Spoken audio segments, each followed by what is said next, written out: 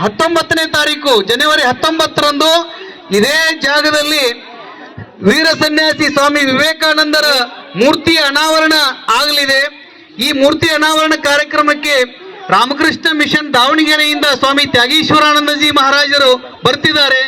ಜೊತೆಗೆ ಅವತ್ತಿನ ಮುಖ್ಯ ಭಾಷಣಕಾರರಾಗಿ ಖ್ಯಾತ ವಾಗ್ಮಿಗಳಾಗಿರುವಂತಹ ಚಕ್ರವರ್ತಿ ಸುಲಿಬೆಲೆಯವರು ಆ ಕಾರ್ಯಕ್ರಮದಲ್ಲಿ ಭಾಗವಹಿಸ್ತಾರೆ. ಪಾಲಕರಲ್ಲಿ ನನ್ನೊಂದು ವಿನಂತಿ ಇದೆ, ಅವತ್ತು ವೀರ ಸನ್ಯಾಸಿ ವಿವೇಕಾನಂದರ ಒಂದು ಭವ್ಯ ಶೋಭಾಯಾತ್ರೆ ನಮ್ಮೂರಿನ ಶಿಖರಪ್ರಾಯ ಆಗಿರುವಂತಹ ದಿಗಂಬರೇಶ್ವರ ಮಠದಿಂದ ಪ್ರಾರಂಭ ಆಗ್ತದೆ. ಅದರಲ್ಲಿ 5 ಜನ ಸ್ವಾಮೀಜಿಗಳಿರ್ತಾರೆ. ರಥದೊಂದಿಗೆ ಮೆರವಣಿಗೆ ನಡೀತದೆ. ಅದರಲ್ಲಿ ಕುಂಭ ಮತ್ತು ಆರತಿಗಾಗಿ ಈಗಾಗಲೇ ನಮ್ಮ ಶಿಕ್ಷಕರು ಗುರುಮಾತೆಯರು ನಿಮ್ಮನ್ನು ಸಂಪರ್ಕ ಮಾಡಿದ್ದಾರೆ. ಎಲ್ಲ ಪಾಲಕರು ಕುಂಭ ಮತ್ತು ಆರತಿಯೊಂದಿಗೆ ಇವತ್ತಿನ ತರ ಲೇಟ್ ಆಗೋದಿಲ್ಲ. ಕಾರ್ಯಕ್ರಮ ಶಾರ್ಪ್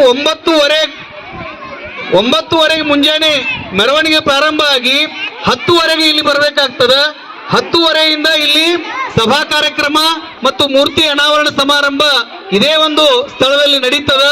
ಹಾಗಾಗಿ ಪಾಲಕರಲ್ಲಿ ಮತ್ತೊಮ್ಮೆ ನಾವು ವಿನಂತಿ ಪೂರ್ವಕವಾಗಿ ಕೇಳ್ಕೊಳ್ಳೋದೇನೆಂದ್ರೆ, ಆ ಕಾರ್ಯಕ್ರಮಕ್ಕೆ ಎಲ್ಲರೂ ಕೂಡ ಕುಂಭ ಮತ್ತು ಆರತಿಯೊಂದಿಗೆ ಎಲ್ಲ ಮಾತೆಯರು ಕೂಡ ಬರಬೇಕು ಅಂತ ಹೇಳಿ